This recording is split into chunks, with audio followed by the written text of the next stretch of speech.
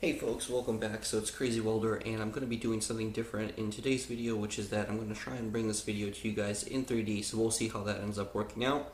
And the reason I'm doing this video today is because I actually ended up getting my VicoVR. Now, those of you guys who are not familiar with the VicoVR, they are a Kickstarter, or actually they were on Indiegogo, to do a campaign to do basically wireless motion tracking for VR games on Android and iPhone. And they successfully funded their Kickstarter about a year back, and it's been some time and kind of a bumpy road, but they finally got the product out there. And I actually received my VicoVR yesterday, and so that's what I want to show you guys today and kind of do a semi-unboxing of it, but also give you guys my thoughts on it so far. So this is the box that the item came in. It's a fairly simple, fairly small box. It actually shipped from Tonga, which is kind of an interesting thing. I was not expecting that to be the place it would go. And it's got a couple of instructions on the back. It tells you who you can play with, what kind of stuff it supports, and ultimately, it's got a little QR code for you to scan, so that just in case you did end up getting one of their headsets that's specific to the VicoVR, you can actually scan that right there on the box, and that'll get you going to have the correct warping and optics set up, so you can get going really quick. And here's the unit itself. And so, just like they said in their campaign, it looks exactly like what they promised. It's got this really interesting ribbing on the sides right here. You can see that it's actually pretty much just like the Kinect. I mean, it's pretty obvious there's a infrared kind of dot matrix being projected from there. They've got a depth sensor, and they got a regular kind of RGB camera in there that acts all together for the tracking. Now on the back, you've got a host button, which is usually mostly for devs, and you've also got a power slot, which is just micro USB to basically charge the device, and you have to keep it plugged in at all times. It's got a little adjustable kind of stand right here, so you can put it and tilt it up and down, and that's about it as far as the product itself goes. It's really small.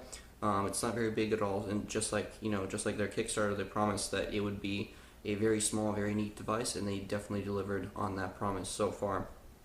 Now, the only issue I have with it, first of all, is that the actual power cable on this thing is incredibly short.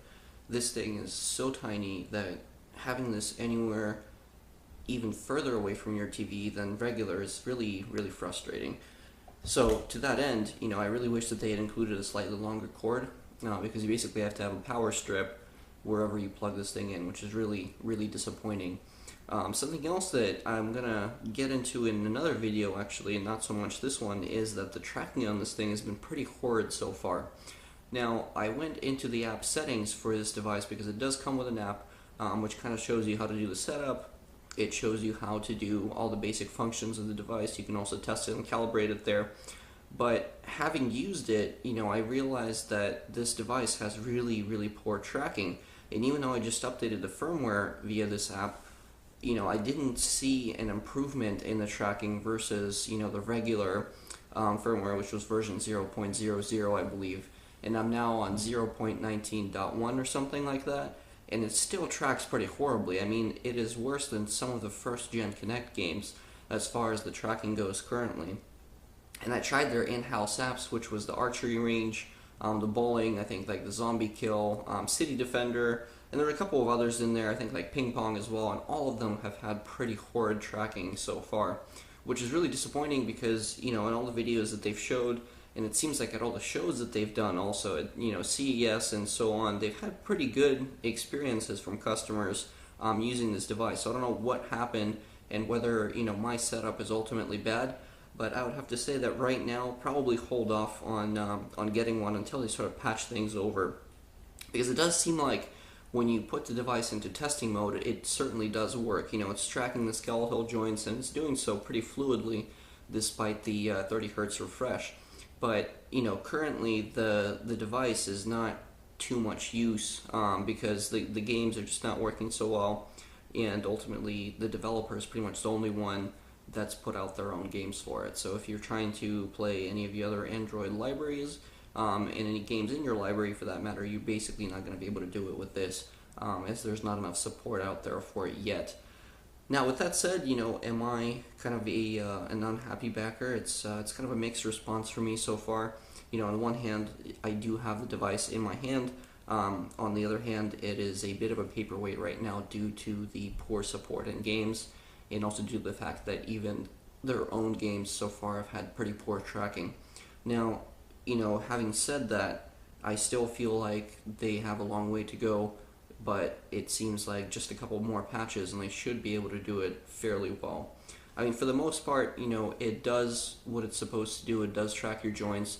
The archery range, at the very least, did a decent job of tracking what I'm doing, but it felt, even in my mind, kind of more inferior to the tracking that was done for the Wii with the original kind of Wii Sports package that they released. And I think it was, I don't remember if it was Wii Sports or Wii Sport Resort, but one of those had the archery range, and at least with the Wii Motion Plus, you were able to get some pretty good, accurate tracking out of that, and that was, well over like 8 years ago or something like that released now. And yet here we are, today, and this thing is not really doing so well at tracking, which is, really, really disappointing. And I think part of that has to kind of do with the fact that their depth map is also not really the greatest.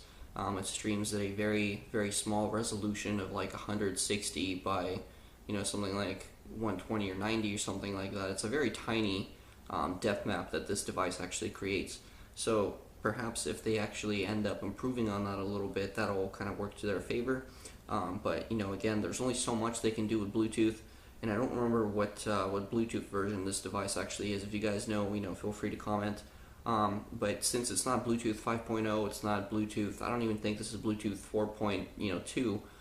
So with that said, the streaming capabilities on this are very limited as far as bandwidth goes, as Bluetooth was primarily designed for streaming audio.